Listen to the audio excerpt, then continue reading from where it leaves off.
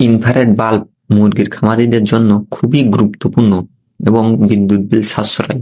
আসসালামু আলাইকুম। আশা করি আল্লাহর রহমতে আপনারা সবাই ভালো আছেন। আপনাদের দোয়ায় আমিও ভালো আছি।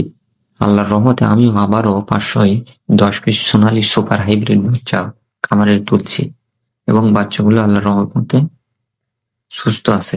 বাচ্চা খামারে আনার পরে সবচেয়ে গুরুত্বপূর্ণ বিষয় হলো ব্রুডিং ব্যবস্থাপনা। আমরা জানি প্রত্যেকটি বাচ্চার জন্য 2 ওয়াট তাপের প্রয়োজন হয়। আগে আমি 200 ওয়াটের 5টি সাধারণ বাল্ব ব্যবহার করতাম, মোট 1000 ওয়াট। তবুও তাপমাত্রা ঠিক মতন উঠাতে পারতাম না। কিন্তু এখন আমি ইনফ্রারেড বাল্ব ব্যবহার করি, 150 ওয়াটের 4টি বাল্ব, অর্থাৎ 600 ওয়াট। সাধারণ বাল্ব আগে আলো দেয়, তারপরে আস্তে আস্তে হিট হয়ে তাপ দেয়, কিন্তু ইনফ্রারেড বাল্ব জ্বালানোর সঙ্গে সঙ্গে তাপ হয়। আর এখন আবহাওয়াটা রাতে ঠান্ডা পড়ে বেশি, দিনে একটু গরম থাকে।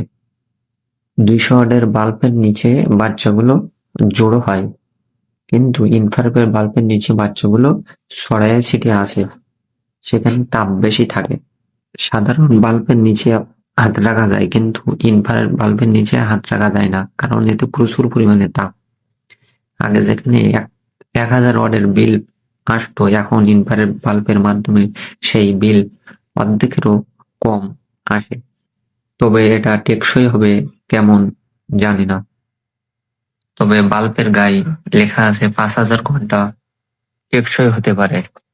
তবে ইনফ্রারেড বাল্ব শীতের সময় 600 ওয়াট জ্বালাচ্ছে, কিন্তু গরমের সময় দেখা যায় যে আরো কম ওয়াট জ্বালাতে হতে পারে। তবে বৃক্ষর পরিচয় ফলে দেখা যাক কেমন টেকসই হয়। তবে আপনাদের কিছু জানার থাকলে হোয়াটসঅ্যাপে মেসেজ করবেন, স্ক্রিনে দেওয়া নম্বরে মোবাইল করবেন, কমেন্টে জানাবেন। আজকে এটুকুই ছিল। আসসালামু আলাইকুম। মাঝে র্যাগিং এর বিষয়ে ছোট্ট একটি ভিডিও নিয়ে আসলাম। এই যে দেখেন, র্যাগিং মেশিন দিয়ে আমরা লিডার নাড়াচ্ছি। এই দেখেন, জাস্ট এ মাথা থেকে ও মাথা চালাই গেলেই হবে। এই দেখেন, একদম হাতে নাতে দেখেন। এই যে দেখেন, আজ